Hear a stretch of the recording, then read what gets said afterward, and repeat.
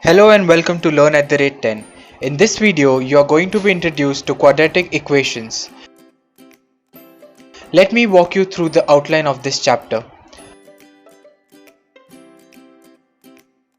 First is methods for solving quadratic equations. This includes finding out factors of equations called roots by three methods. A. Factorization method. B. Completing the squares method. And C. By using formula.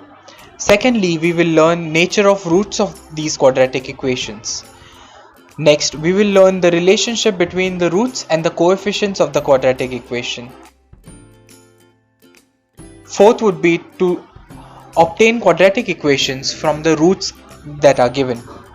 And the final step would be to integrate all these steps in learning to use quadratic equations in real life word problems. But first, you might be wondering, what is a quadratic equation? Quadratic equation consists of only one variable with different index powers, but the highest index should be only 2. Let us see the general form of quadratic equations. It is ax square plus bx plus c is equal to 0, where a, b and c are real numbers which are color coded here, and coefficient of x square, which is a, should never be equal to 0. Let's test the information that you have just processed. Which amongst these equations are quadratic equations? Now here are three equations, each one different from the other. Let's see the first one. X square plus 5x minus 2 is equal to 0 is the equation. This equation is in the general form of ax square plus bx plus c is equal to 0, and the highest power of the variable, which is max index, is 2. Therefore, this is a quadratic equation. Next equation is not in the general form. Therefore, we would first bring the equation in general form by multiplying it with the denominator. Therefore, y into y square plus 1 upon y is equal to 2y, which gives us y cube plus 1 is equal to 2y. Therefore, y cube minus 2y plus 1 is equal to 0. Here, the max index of this equation is 3, and therefore this is not a quadratic equation. Third equation has two brackets. Therefore, the first element of the first bracket multiplied by the second bracket plus second element of the first bracket multiplies with the second bracket again. M into m minus 5 plus 2 into m minus 5 is equal to 0. Therefore, m square minus 5m plus 2m minus 10 is equal to 0. This gives us m square minus 3m minus 10 is equal to 0. Here, the max index is 2, and therefore it is a quadratic equation. Please remember that the quadratic equation has only one variable, and the highest power of that variable is only 2. Now we will learn to determine the roots of a given equation. Remember that when a number is said to be a root of the equation, it means that the value of the equation becomes 0 when we substitute that number. Here, x square plus 4x minus 5 is equal to 0 is the quadratic equation. We have to find out whether x is equal to 1, minus 1 are the roots of this quadratic equation. Therefore, let us substitute x is equal to 1 in quadratic equation, which gives us x square plus 4x minus 5 is equal to 1 square plus 4 into 1 minus 5 is equal to 1 plus 4 minus 5 is equal to 5 minus 5, which is 0. Therefore, x is equal to 1 is the solution of the equation. Now let us substitute x is equal to minus 1 in the equation. X square plus 4x minus 5 is equal to minus 1 square plus 4 into minus 1 minus 5 is equal to 1 minus 4 minus 5, which gives us minus 8.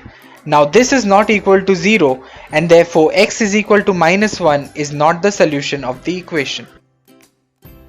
Now let us take another example. 2m square minus 5m is equal to 0 is the quadratic equation where the roots are m is equal to 2, 5 upon 2. Let's take m is equal to 2 in the equation. We get 2m square minus 5m is equal to 0. Therefore, 2 into 2 square minus 5 into 2 is equal to 0. Therefore, 2 into 4 minus 10 is equal to 0. This gives us minus 2, which is not equal to 0. Therefore, m is equal to 2 is not the solution of the equation. In other words, m is equal to 2 is not the root of the equation. Now let's substitute m is equal to 5 upon 2 in the equation. We get 2 into 5 upon 2 the whole square minus 5 into 5 upon 2. Opening the brackets, we get 2 into 25 upon 4 minus 25 upon 2. Opening the brackets, we get 25 upon 2 minus 25 upon 2, which gives us 0. Therefore, m is equal to 5 upon 2 is the solution of the equation. In other words, m is equal to 5 upon 2 is the root of the given quadratic equation. Now here we have to find value of k when one of the roots is given. X is equal to 3 is a root of equation kx square minus 10x plus 3 is equal to 0. When a root is given, that means that the equation becomes 0 when the root is substituted in the place of variables. Therefore, put x is equal to 3 in the equation, we get k into 3 square minus 10 into 3 plus 3 is equal to 0. 9k minus 30 plus 3 is equal to 0, which gives us 9k minus 27 is equal to 0. Therefore, 9k is equal to 27 and therefore k is equal to 3. Let's take another example. M is equal to minus 7 upon 5 is one of the roots of the equation 5m square plus 2m plus k is equal to 0. Find the value of k. Now as we know, we will substitute the value of m is equal to minus 7 upon 5 in the equation. Put m is equal to minus 7 upon 5 in the equation 5m square plus 2m plus k is equal to 0. 5 into minus 7 upon 5 the whole square plus 2 into minus 7 upon 5 plus k is equal to 0. Therefore, 5 into 49 upon 25 plus minus 14 upon 5 plus k is equal to 0. Opening the brackets and multiplying with 5, we get 49 upon 5 plus minus 14 upon 5 plus k is equal to 0. Opening the brackets, we get 49 minus 14 upon 5. Since the denominator is same, we will subtract the numerator. Plus k is equal to 0. Therefore, 35 upon 5 plus k is equal to 0, which gives me k is equal to minus 35 upon 5 or k is equal to minus 7. Therefore, we conclude the introduction part of quadratic equations. Next, we will learn the different methods to solve quadratic equations in order to find the roots of these equations.